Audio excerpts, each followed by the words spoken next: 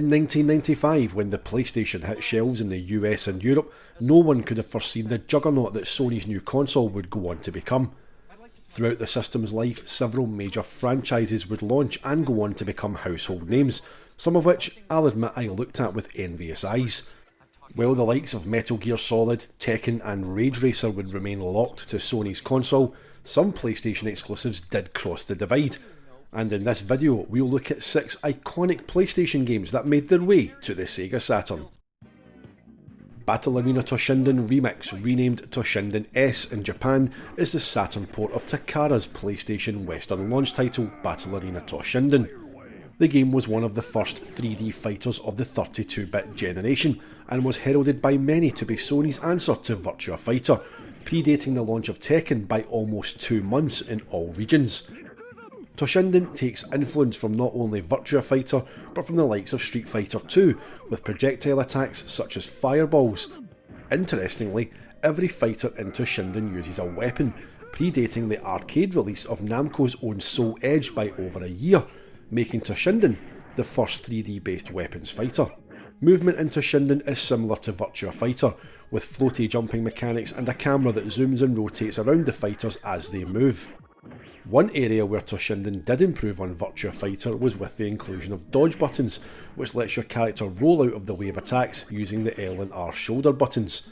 It's not quite the 8-way movement of Soul Calibur or Dead or Alive 2, but it does allow the fighters to move around the arena in a less rigid manner. Despite the game being promoted as a PlayStation exclusive, the Saturn version would be released just 6 months later in Western regions, ironically published by SEGA. The Saturn port features a story mode exclusive to the platform, as well as the standard 1-player arcade mode, 2-player versus mode and a CPU versus mode. While a decent enough fighter, Toshinden on Saturn runs slower and at a lower resolution than its PlayStation counterpart. It could be argued that Toshinden, being the first title to allow direct comparisons of both systems, is the birthplace of claims that Saturn couldn't do transparencies.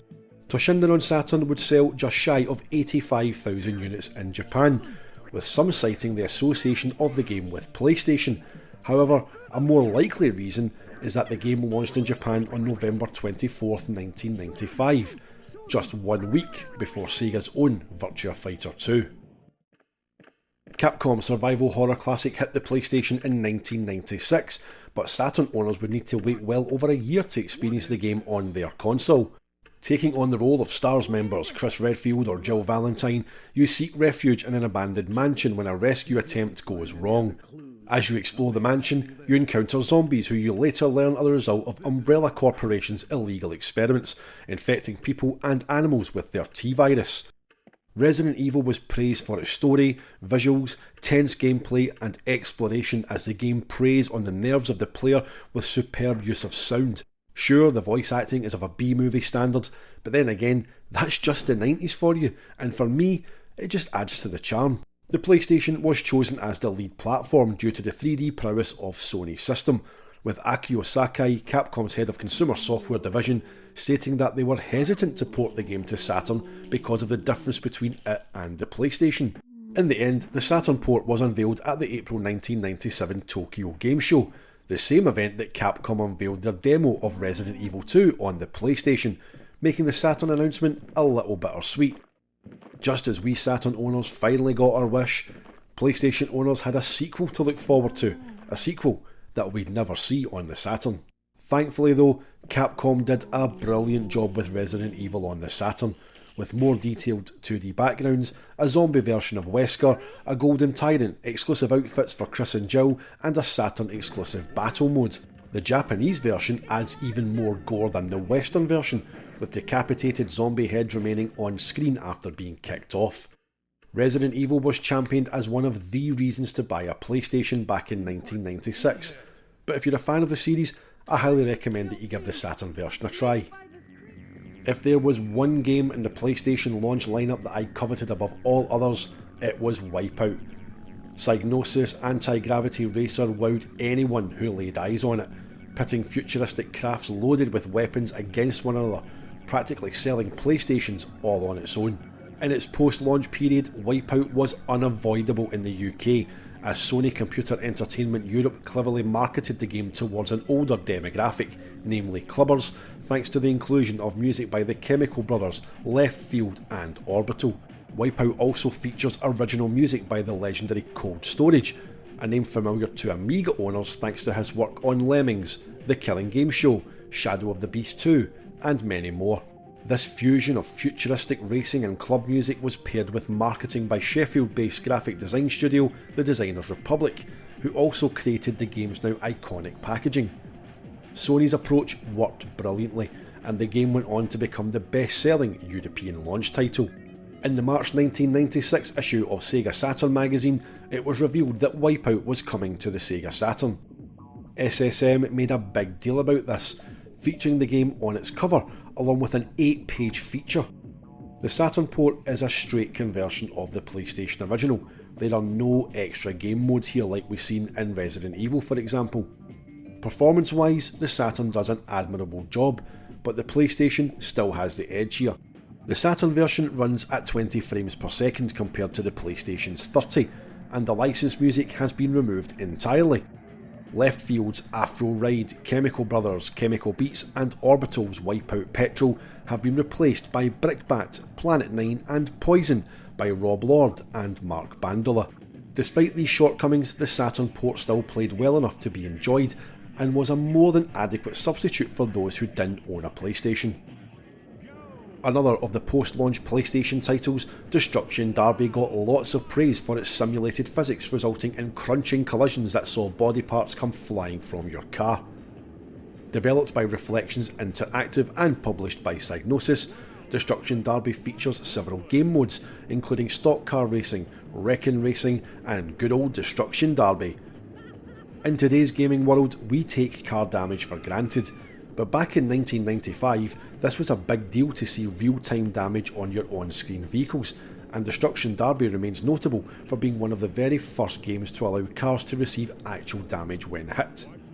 In 1996, Psygnosis would finally bring the game to the SEGA Saturn, but again, concessions were made. Like WipEout, the game runs slower than the PlayStation version, however it also has a lower draw distance and suffers from collision detection issues. Destruction Derby was scheduled to receive a US release and was even shown at Sega of America's E3 booth in 1996, but it didn't see the light of day, meaning the game only reached Saturn owners in Europe and Japan. In the leaked fiscal year 1997 documents, Sega of America referenced WipEout and Destruction Derby as having graphics inferior to PlayStation. The leaks also show that Sega wanted to work with the likes of Psygnosis to move away from straight PlayStation ports and tune these to exploit the Saturn's strengths. Given the lack of a US release, it's safe to assume that those plans never came to light. Destruction Derby, unfortunately, is the weakest of the 6 titles on show here. Considered by many as the first real PlayStation icon, it's hard to believe that some gamers took their first steps in Lara Croft's shoes on the SEGA Saturn. Tomb Raider was nothing short of a revelation when released, heralding a level of 3D exploration never seen before, with detailed ruins and tombs hiding secrets and monsters in equal measure.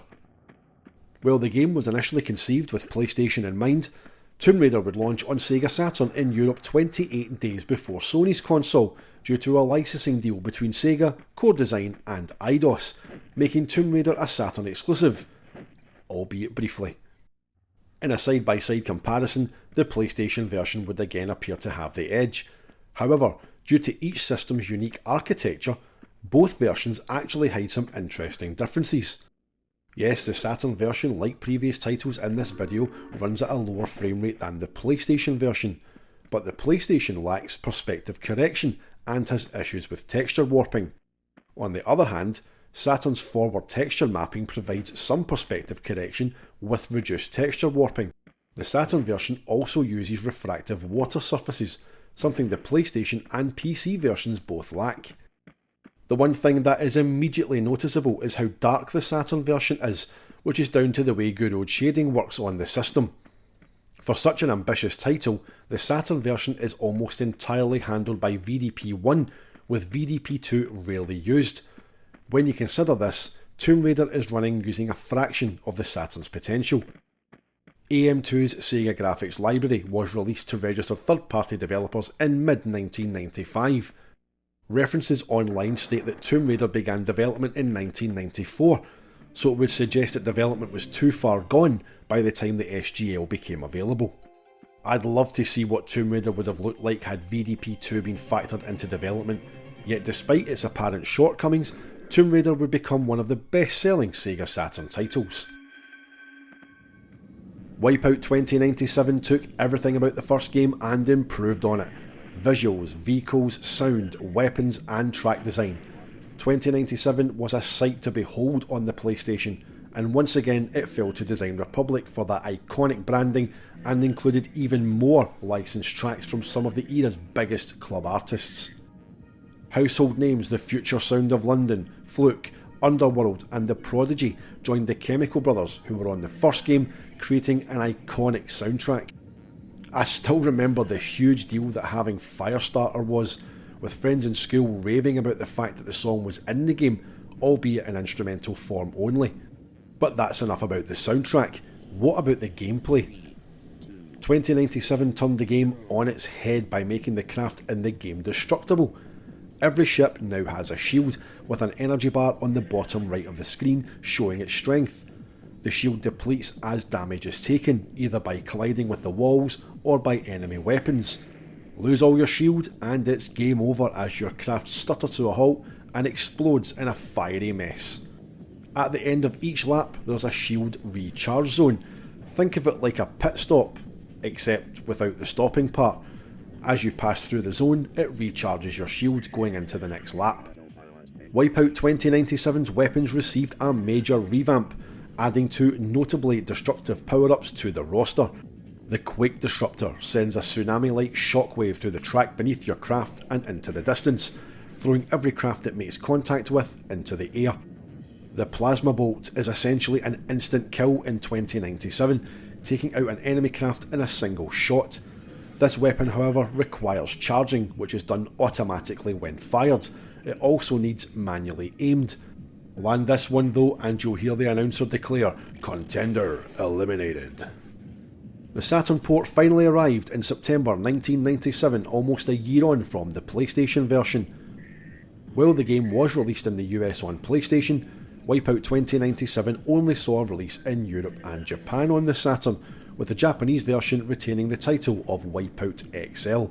The Saturn game runs at a lower resolution than the PlayStation version, and transparency effects are again inferior to those seen on Sony's machine.